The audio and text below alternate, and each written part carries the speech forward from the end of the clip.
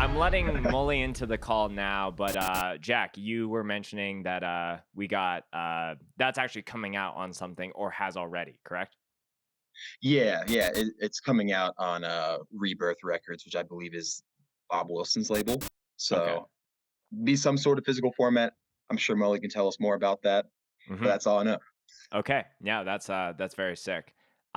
We've let Tyler in, but he doesn't look to be here just yet. So um, He's maybe, populated. yeah, maybe as he's coming back to his phone or computer and realizing that he's in the call, just Jack, what was your excitement level when you realized that you saw him jumping back on the vocals?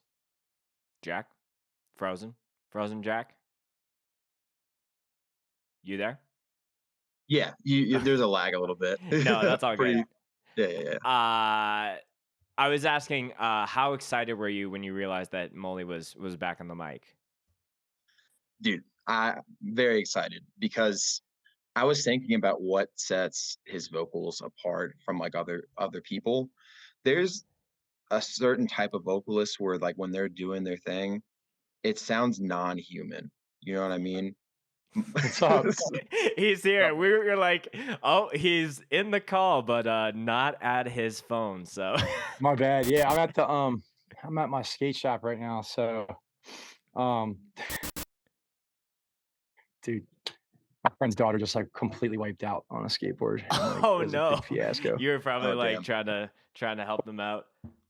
But dude, welcome to the pod. We just listened to Last Day, first track off the EP, and Jack and I have just both been very excited to talk to you about it, and thank you again for calling in. You're a big friend of the Scoped Exposure podcast, in my opinion. So, Ah, dude, I hate to tell you, but you just broke up completely. What oh you just really? said there, I didn't hear it. Yeah, we're just gushing off of the Scarab EP. Yeah, Yeah. we're very much vibing with it. dude, sick. Thank you.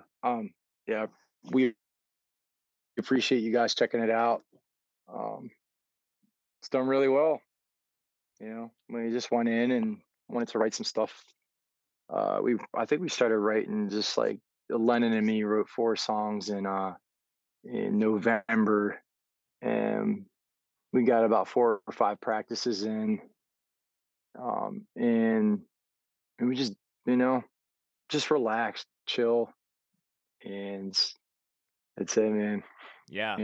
That's just nothing really in mind. We just wanted to go fast. We just wanted to go hard and fast, and uh, it's I guess it's just kind of what happens when you meet up with somebody and you have like everybody has a different a different chemistry with each person they come encounter with they encounter with in their life. You know what I mean? So Mm.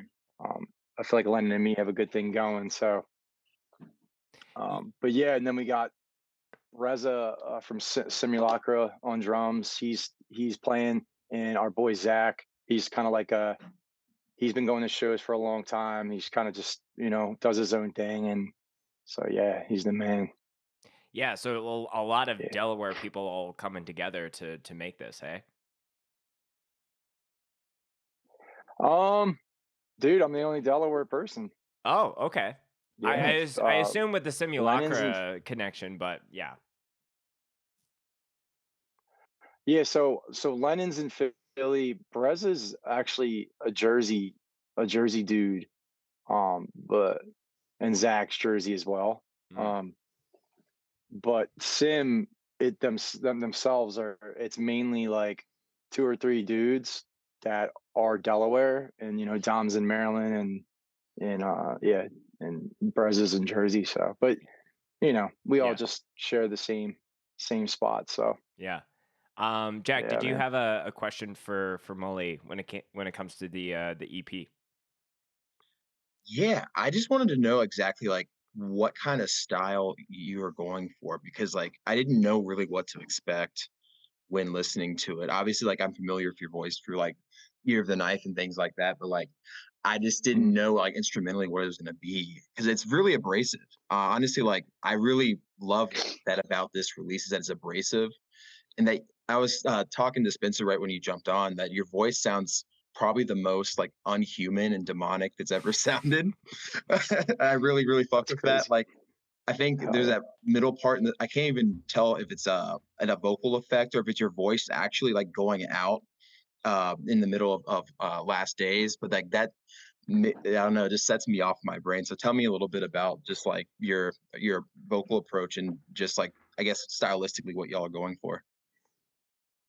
All right. Well, when Len and me got together, we kind of pitched the idea around like the late fall, and he was like, "Yo, I got riffs. Let's just do some fast stuff." And he's got his bands. Like, there's a band called Makago NT. They're like, I think, like a Miami band. They're really, really just crazy fast stuff. Um, and I think ever since I was a kid, like a teenager, I've always wanted to do something really fast, in D beat and things that I've just carried with myself that really get my adrenaline up. Since I was a kid, like a lot of crusty stuff, that my brother put me onto, and I say it a lot, but Disrupt is a huge Mm, inspiration to me. And it was the first exposure that I had to like just unhinged, crazy, chaotic, uh, no fucks given, just straightforward.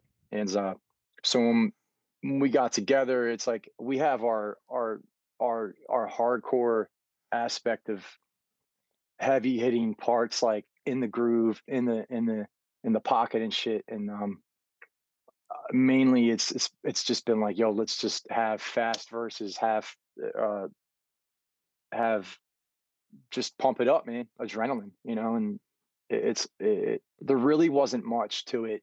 It was more of just like Lennon and me had this kind of uh, telepathic understanding without having to talk about it. Hmm. You know what I mean? So, uh, um, and we had voice memoed these tracks for, we had them for a while. I sat on them for a while with the mm, lyrics and trying some things out and just having fun. And once it came into the studio, we really just, that's when it really comes to life. It completely changes from your voice memo to when you're in the studio, and mm. everything just starts to like beef up. You know what I mean? Like, it gets Yeah, really, yeah.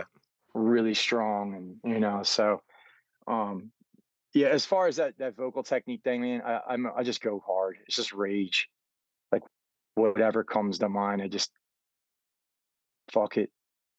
Yeah. I Yeah, and think I I think saw that's in the way it should be. Yeah, Yeah. I think I saw in one of the live clips, because you guys have played a couple shows since the release has been out, but you kind of like are moving the mic like in a in a certain kind of motion that it will be like just a little bit further away from your mouth and kind of going back and forth. And so the fact that it wasn't you're able to replicate that in an authentic way versus like having a vocal effect plug in the studio, I think is really cool to see you experimenting with that. Yeah. It's just, you kind of just do it to the point where you're just shaking, like, it's just rage and shaking. And Yeah. Kind of there's like 2 shows and we're sick, man. angrily doing a shake weight kind of thing. So Yeah, it looks like shake weight. It's funny. yeah. A lot of people have been saying that. So um stupid. Um, we try to yeah. keep these interviews, Molly, pretty short and to the point because we still got like a lot of music to listen to. But one of the last things that I wanted to ask you is, like, there's been a lot of people that have been very excited to see you back on the mic. But there was a couple people, I think it was Sonny specifically, was like, you thought this motherfucker lost his voice or something, which that never hit my radar. But was that something that I guess when you stopped singing for You're the Knife that people assumed that it was because you lost your voice? Like, is any of that true to a degree, or is there any validity to that statement? Is it true that I lost my voice? Yeah. Is that what you mean? This is what you're asking. Not at all. Yeah, that's what I thought. No, I don't know where that came from. There's been a lot of speculation. There's been a lot of rumors. But no, I know my voice has been the same. Things have changed with my body from doing vocals, but I never had a doctor appointment. I never had anything that I never, I don't know where that's coming from, dude. Yeah. Just to clear that out, anybody that spread like wildfire through Reddit and crazy shit like that. So yeah. No doctors know. But for Sonny's my man, and yeah, so yeah, Sonny's my man, and he just kind of had to set it straight for a lot of people that they come on the comments and they say some things, and he's just like, it's not true, man. So yeah. Yeah, and I will say that like Sonny does a lot for bands all around the world, but it's been a while since I've seen him, I guess, add a bit of like of his own excitement of not just like, hey, I filmed this band from this fest, this is how you can support them. He's like genuinely excited, and I think that has helped your guys's monthlies and all that kind of pop off a little bit more, which is cool to see because yeah. Is there any shows or any like specific things that you want to hype up for the band? What's coming up? I just want to shout out Rebirth Records, and Bob, and just helping us get this out and believing in it, and a lot of our friends throughout the tri-state area and in Philly and Delaware and in Jersey and you guys, and it's just for the people, by the people. You know what I mean? That's what this is all about. So I don't really have anything else to shout out besides or plug. We have some shows in the works, but nothing really. So shout out to Sonny and Rebirth Records and Scoped Exposure, From Within Records. What It Takes blog. That's what Jack What It runs. Takes blog. Yeah. Hell yeah, dude. I really appreciate that Instagram. It's like it's very easy for me to find new releases because of it. So well, hell yeah, dude, I love to hear it. I try to make it as simple as possible because this is how my brain works, and hopefully other people like you are just finding new shit. So I appreciate that. Yeah, man. Mully, do you got a bev to quickly check before we let you off the call? Because that's something that we do here. I had a turmeric ginger hot tea that really calmed my nerves earlier, but I drank it all. So right now it's my Alkaline 88 smooth hydration, 1 gallon purified water. That's the shit. If I have to get a big jug of water, I get that all the time. Always, dude. Just stay hydrated. Just keep drinking water. Yes, you can't have enough water unless you drown. So. Yes. Tyler, always great to see you, my friend. Really excited about seeing you not only kill it on the drums but kill it on the mic as well. Encourage all the listeners to go listen to Scarab if you haven't already. And dude, thank you again for calling in, and I'll let you get back to your day. Thanks, man. Thanks for having me, guys. All right, no worries. Take care. See you, buddy. Peace, dudes. See ya. What a fantastic individual. Dude, I know.